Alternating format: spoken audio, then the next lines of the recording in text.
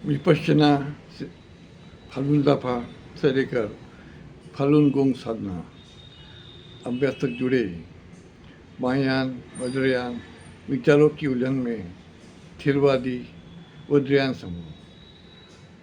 ली Hong जी की किताब, दोनों किताबें मैंने पढ़ी है और उसकी समीक्षा करने जा रहा हूँ। चाइना के फालून दाफा पद्धति, साधना पद्धति ये जो प्रैक्टिस है बगीचे में सहजता से की जाती है।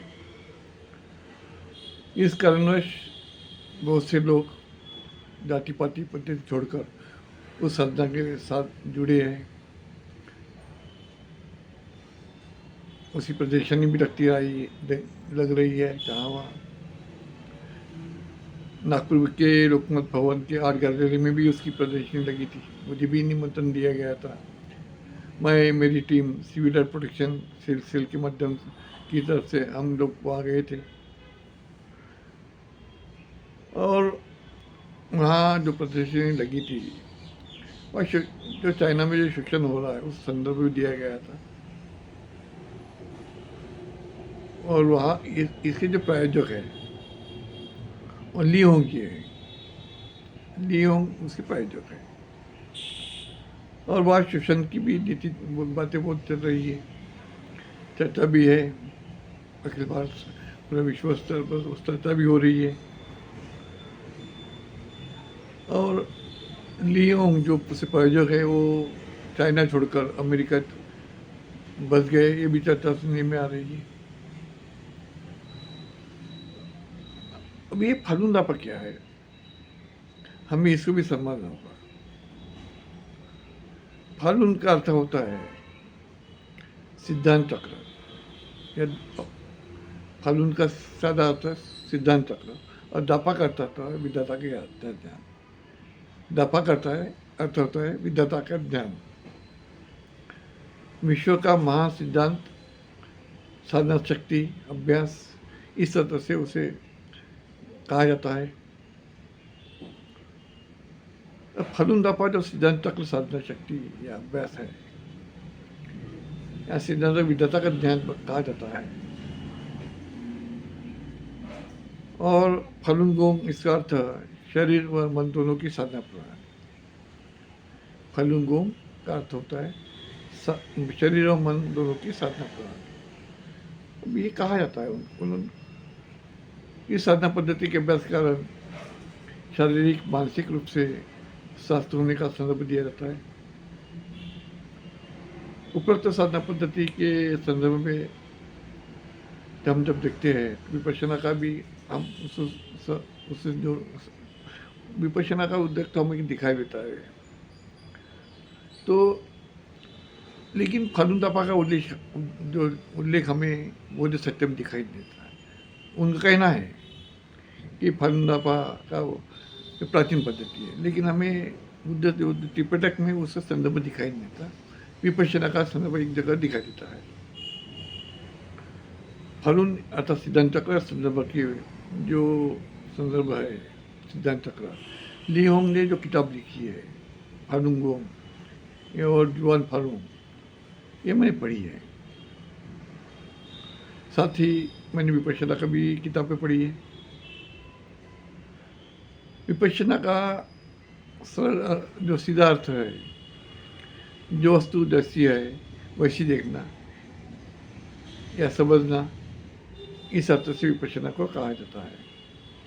आत्मनिरीक्षण भी कहा जाता है, आत्मशुद्धि की भी बात की जाती है। प्राणायाम साक्षी भाव से उसका उसका मिला जुला रूप कहा जाता है। कुछ लोग उसे बुद्धिज्म से जोड़ते हैं, कुछ लोग उससे नकारते हैं। हम इस पर फिर कभी चर्चा करेंगे। परंतु व्यक्ति के शारीरिक मानसिक स्वास्थ्य के लिए साधना अभ्यास करना कुछ बुरी बात नहीं है। मैं डॉक्टर हूँ इसलिए मैं जानता हूँ कि कोई भी साधना करना बुरी बात नहीं है। वैचारिक मतभेद हो सकते हैं। अब सब बुद्ध धर्म से जुड़ने का सवाल है, उस पर भी हमें चर्चा करना बहुत जरूरी है। विपश्यना हो या फालून लापा, इसमें बहुत अंतर दिखाई देता है। और इसका हमको इसको समझना भी होगा। और धम्म और साधना पद्धति दो अलग अलग भिन्न वस्तु है, भिन्न लोक विषय है। हाँ, इनको एक साथ जोड़ना भी थोड़ा विवाद का विषय बन गया है। धम्म ये बहुत बड़ा विषय है। धम्म का आचरण हमें करना बहुत जरूरी है। साधना ये शरीर शुद्धता से जुड़ा है, इसलिए। और धम्म में हमें अष्टांग मार्ग की बात की गई है। अष्टांग मार्ग में सिखाता है धम्म। साधना एक शरीर शुद्धता से जुड़ी है, और धम्म से बढ़कर कुछ भी नहीं है। धम्म यह व्यक्ति के साथ साथ समुदाय सपक्ष विषय है। धम्म यह समुदाय सपक्ष विषय है, जबकि साधना यह व्यक्ति सपक्ष विषय। यह दोनों का भेद समझना होगा। धम्म यह समुदाय सपक्ष विषय है, और साधना यह व्यक्ति सपक्ष विषय है। और इसमें बुद्ध धर्म से जुड़ा है या नहीं है, हम इस पर अभी फिर कभी चर्चा करेंगे। लेकिन ये बुद्ध धर्म है, धम्म है। बुद्ध ये धम्म है। विपश्यना, साधना या फालून लापा ये धर्म नहीं है, धम्म नहीं है। हमें ये समझना होगा। ये जो साधना पद्धति है वो धम्म कभी बन नहीं सकता। जैसा बुद्ध ये धम्म है, आचरण वो सिखाता है, धम्म पढ़ाता है। फालून लापा या विपश्यना ये धम्म नहीं है। फालून समझ, फालून गोंग, फालून गुआंग, ये जो किताबें हैं लियोंग की, वो चीनी भाषा में है, उसका अनुवाद किया गया है। अतः अनुवाद करने वाले भी कभी कभी गलत अनुवाद कर जाते हैं। ओरिजिनल भाषा में, चीनी भाषा में समझ नहीं पाते। किसी ने अंग्रेजी में अनुवाद किया, एक बार दूसरे हिंदी में अनुवाद किया, तो अनुवाद करने वाले वो जो मूल भाषा कहना उसका वो तोड़ भी कर डालते हैं। इसलिए अनुवाद जो हमारे पास जो किताबें ये वो अनुवाद है। और लियो की भाषण संकलन है। उन्होंने उस विषय पे कुछ डिटेल में लिखा नहीं है। वो भाषण संकलन, जो भाषण दिए हैं उन्होंने, वो संकलन है। इसलिए उसको दिशा या हमको दिखाई देती नहीं। महायान, वज्रयान, तंत्रयान से जुड़ा विषय है। लियोंग का संदर्भ महायान, तंत्रयान, वज्रयान से जुड़ा है। ताओ विचार भी उससे जुड़े हैं। लेकिन लियोंग में वैचारिक स्पष्टता दिखाई नहीं देती उस किताबों में। वो कभी कभी लगता है कि वो उनका जो लिखान है उद्देश्य भटकते हुए दिखाई देता है। संकलित किताब है। साधना पद्धति उन्होंने खुद स्वयं को उन्नत पद्धति माना है। लियोंग ने स्वयं को बुद्ध की अपनी तुलना बुद्ध से भी की है, स्वयं की तारीफ भी की है। इन्होंने बुद्ध को धर्म को विश्व का सर्वोत्तम धर्म माना है। इन्होंने विश्व का सर्वोत्तम धर्म बुद्ध धर्म माना है। लियोंग जी ने जो फालून गोंग है या फालून जुआंग है, वो जन, शांत और लेन, जन, शांत और लेन अर्थात सत्य, करुणा और सहनशीलता इस तरह से जुड़ा है। साधना का मार्ग बताया है। बुद्ध तो उसकी भी आगे चले जाते हैं। बुद्ध उसके भी आगे चले जाते हैं जो लियोंग नहीं जा पाते ना। उनकी वो वैचारिक लेवल है।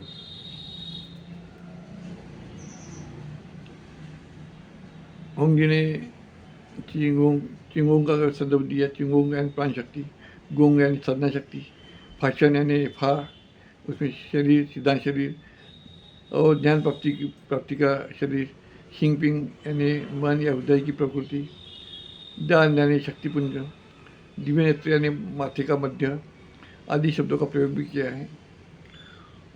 उसी हिसाब से उसी बीच ही घूमती नजर आती है। उन्होंने साधना और अभ्यास पद्धति को अलग माना है। लियोंग ने साधना और अभ्यास पद्धति को अलग माना है। तथागत बुद्ध के महापरिनिर्वाण के बाद बुद्ध का महापरिनिर्वाण 463 माना गया है, लेकिन 465 उसके उसके ऊपर नए शोध से 24 माना गया है। नए शोध में 70 साल पहले वो बुद्ध चले जाते हैं। अब तो पहली शती में ईस्वी 72 में कश्मीर में चौथी बौद्ध संगति हुई। बुद्ध धर्म या हीनयान या महायान संप्रदाय में विभक्त हुआ बाद में। इतिहास में हीनयान जो है 18 भागों में विभाजित होने का संदर्भ है।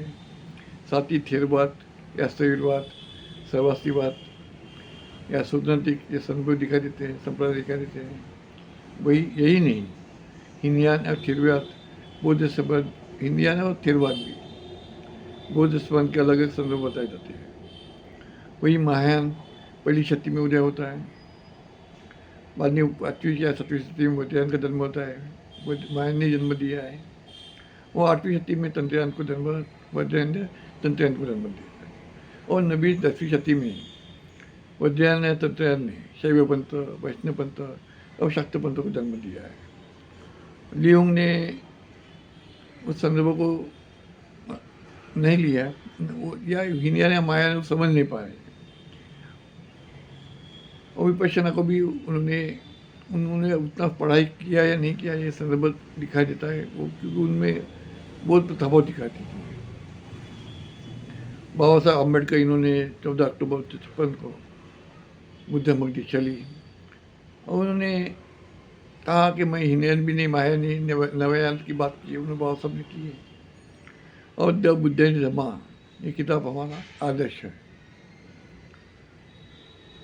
लियोंग की किताब इतनी सरल नहीं है, जो किताब उन्होंने दो किताब लिखी इतनी सरल और सीधी किताब नहीं है, वो कंफ्यूज दिखा देती है। हरुन साधना अभ्यास कभी कभी अलग रूप ले जाता है। लियोंग इन्होंने संजय पुस्तक में कीगोंग या प्राण शक्ति के संदर्भ में प्राचीन काल की बताया है, बुद्ध काल का संदर्भ दिया है। जो भिक्षु असंगता जो अरहत बोधिसत्व का उसमें संदर्भ आता है। उनकी साधना पद्धति ये शाक्यमुनि बुद्ध के विचार से जुड़ी है, जो विपश्यना का संदर्भ आते हैं। प्राचीन काल में 28 बुद्ध होने का हमें संदर्भ दिखाई देता है, लेकिन ये 84 से बुद्ध होता था। हमें 28 बुद्ध का संदर्भ दिखाई देता है, लेकिन लियोंग ये 84 से बुद्ध का संदर्भ देता है। अवलोकितेश्वर बोधिसत्व का संदर्भ दिया है उन्होंने, और बुद्ध नहीं, नागार्जुन का भी बुद्ध नहीं तो नागार्जुन बोधिसत्व को बताया गया है, उसका संदर्भ माया से जोड़ा गया है। मंजुश्री, मैत्री आदि संदर्भ दिखाई देते हैं। बाबा साहब अम्बेडकर इन्होंने काठमांडू के जागतिक बौद्ध परिषद में जो 1954 में हुआ, उन्हें बोधिसत्व कहा गया है। उसको पदवी दी, बाबा साहब बोधिसत्व ये उपाधि दी गई है। ये बाबा साहब को संगठन भिक्षु संघ द्वारा दी गई है। महायान हीनयान बौद्ध साहित्य पर हम फिर कभी चर्चा करेंगे। फलून गोंग या शरीर या मन दोनों साधना प्रणाली ये बुद्ध प्रणाली से जुड़ी दिखाई देती है, ऐसा कहना है। लेकिन बुद्ध धर्म में आत्मा इस वस्तु को नकारा है, बुद्ध ने आत्मा को नकारा है। बुद्ध कोश ने विशुद्ध मगम ग्रंथ में आत्मा का नखाने का संदर्भ दिया है। कम्मस्तकारों को नक्ति विपासकों को वेदको शुद्ध धम्म पवंतति एवं धम्मो धम्मदर्शन, अर्थात कोई करता नहीं है, जो कर्म करता है शरीर का वह घटक अवय घटक चक्र के साथ स्वयं को घूमते रहता है, यही वस्तुस्थिति है, ये बुद्ध कहती है। वेदांत दर्शन ने भी वेदांत जो दर्शन है उसमें भी आत्मा को नकारना है, जो बुद्ध का ही संदर्भ है, न बुद्ध की कॉपी की है, न भविष्य ये संदर्भ आता है। बुद्ध ने विश्व को कर्ता नहीं माना, बुद्ध ने विश्व को ही कर्ता नहीं माना। न हेतु देव ब्रह्म संसार सत्यकार को बुद्ध दबाव पवनती हेतु संपर्क स्थिति, अर्थात विश्व कोई कर्ता नहीं है, सृष्टि के नियमानुसार सृष्टि चक्र अपने आप शुरू रहता है, बुद्ध कहते हैं। विपश्यना का उल्लेख सूत्र पिटक में निकाय में दिखाई देता है, अंगूत्र निकाय के कलासूत्र में दिखाई देता है। बुद्ध ने तंत्र मंत्र शक्ति को नकारा है। बुद्ध ने 4 भौतिक तत्व को माना है, पृथ्वी आपसे वायु। बुद्ध ने सिर्फ 4 तत्व को माना है, पृथ्वी आपसे वायु। आकाश तत्व को बुद्ध ने नहीं माना। मृत्यु के शरीर मृत्यु भी मृत्यु के उपरांत 4 तत्वों में विलीन हो जाता है, ये बुद्ध कहते हैं। शरीर 4 तत्वों में विलीन हो जाता है। लियोंग तो आत्मा को मान ले, आत्मा का संदर्भ दे देते हैं। जो बुद्ध ने आत्मा को नकारा उसको लियोंग आत्मा मानते हैं। मान का उदय पहली शक्ति में हुआ है। त्रिपिटक का निर्माण तो उससे पहले हो चुका था। 3 बुद्ध संगति का भी संदर्भ दिखाई देता है।